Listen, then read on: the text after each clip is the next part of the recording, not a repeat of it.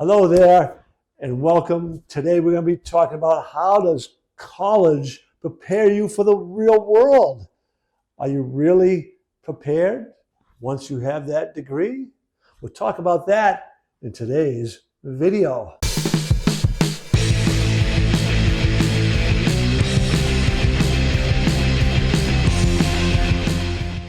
So in this video, we're going to be talking about 5 things. First, we're going to be talking about the academic skills that colleges are really trying to teach, that thinking and reason, all that. Second is that they claiming to help you professionally and with life skills and develop those skills. We do want to talk about where colleges might be falling short. And then if they are falling short, how can you as a student bridge that gap?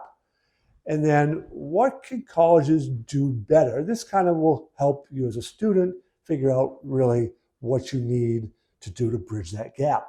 All of those things we'll be talking about in this video.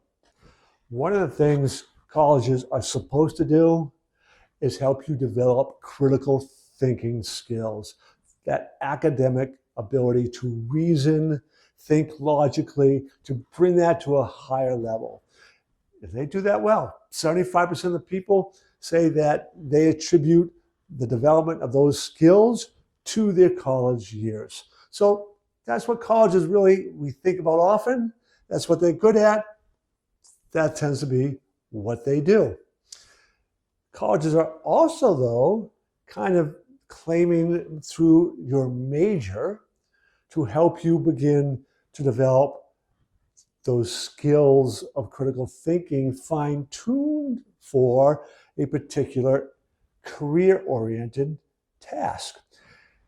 If it's outside of your traditional academia, where you are doing research, publishing papers, doing that kind of type of research-oriented things that colleges do so well at, we are talking about understanding business marketing, finances, we're talking about computer programming, coding, where you're developing those skills. We're talking about engineering and the ability to design machinery or roads or buildings or whatever it is that you're looking at.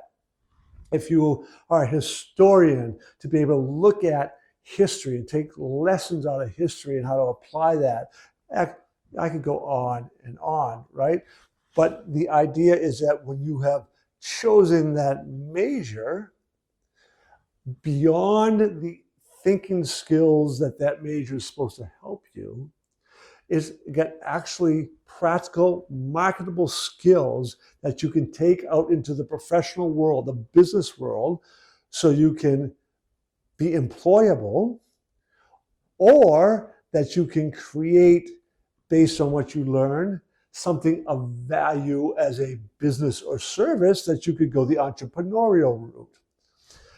And then the skills to problem solve and get along with others and interview well and all these kind of things that companies would want you to have, the soft skills.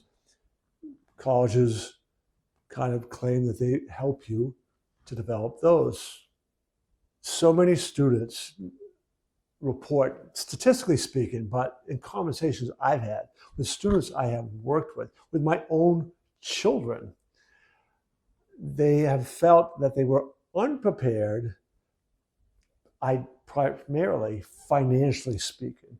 So they get out of college, now they're finding work, and their whole idea between insurance, their cost of living expenses, trying to invest the money that they earn, saving money, it's a total disconnect from reality. So they get blindsided by exactly how much it costs to kind of go out on their own. They haven't been prepared.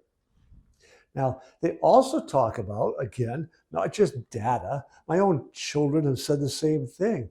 Like, once they got a job, they didn't feel prepared for that specific job. Now, I don't want to be unfair to colleges entirely. That is partly to be expected. So students are coming out and they thought, because they got a business major, like my son had, that he would be able to really understand and jump right into business. Well, business is a broad term, and there's a whole lot about business. Some of the courses he had, I still remember he and I doing some of these, like analysis of manufacturing. They had like these computer simulation programs. They'd get on. Actually, they're kind of fun. I actually kind of enjoyed them. But it was about like, you got to run a bike shop. You got to make these bikes, and this is how you're going to sell them. And if production goes up and costs go, it's all this kind of financial stuff. Good, important, valuable stuff. But it wasn't practical enough in the sense of what he began to look for and see in the marketplace and what the jobs are actually requiring him to do. Now, that kind of blindsided him because he thought he'd be better prepared for that. But this is really where college is the first skill comes into play, what businesses really want. People who can learn, they know how to learn, they know how to problem solve because the business can teach them the business specific stuff. So what's my son learning right now? He's learning things like how to operate a CRM. That is a software program for managing client relationships. He's learning how to do some social media marketing. He's learning that side of the marketing, modern marketing business.